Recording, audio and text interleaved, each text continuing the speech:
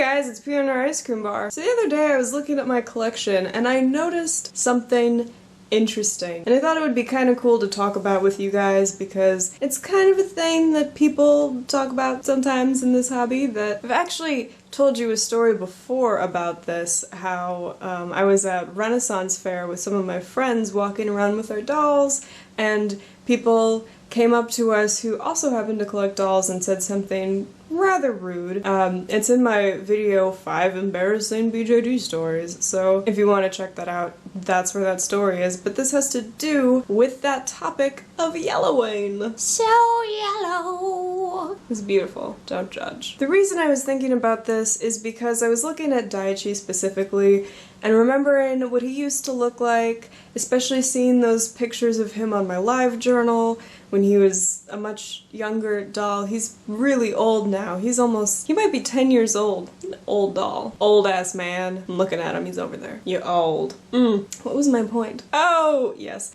So I was looking at these photos and looking at him now and seeing the difference in coloration, because I mean, he's an old doll. He's been around for a long time and he was my first doll. I didn't really know all of the precautions you're supposed to take, so he was out in the sun all the time. Not all the time, but you know, a fair bit of time, and he's very yellow because of that and his age. And looking at it now, I actually really like the way that he's yellowed. I think it just makes him look that much more customized, that much more unique. It's a skin tone that you couldn't get just by ordering it, and I think it's kind of interesting. It's like how they'll grow up. How will they yellow? It's kind of fun to see like the skin tone change and become something just a little bit more unique than the factory color. So I think it's actually pretty cool. I think he definitely, I'll put up some comparison pictures maybe, and I think he definitely looks more pigmented. He looks like he has a deeper skin tone and he's a little more tan. I just think it's really cool the way that he's changed. I know that yellowing is something that people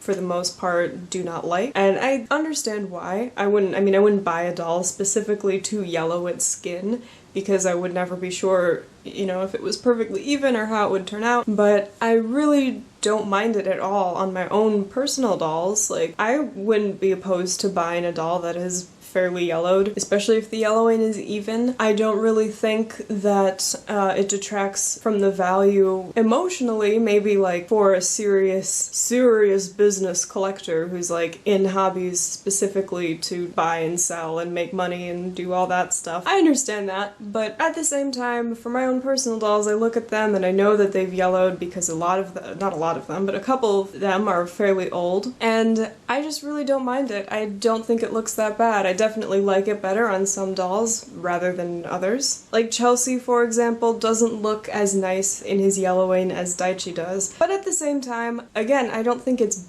that bad. I think that it's interesting and it makes them kind of cooler. They feel a little bit more like mine specifically. But I don't know, I've rambled enough. So you guys, what do you think? Do you like it a little bit when your doll's yellow? Do you hate it? Do you avoid it like the plague? What's your position on yellowing? What's your yellow stance? Your yellow stance dance. It's my stance dance. Anyway, that was my random thought of the day. Thank you for watching, and I will talk to all of you later. Bye!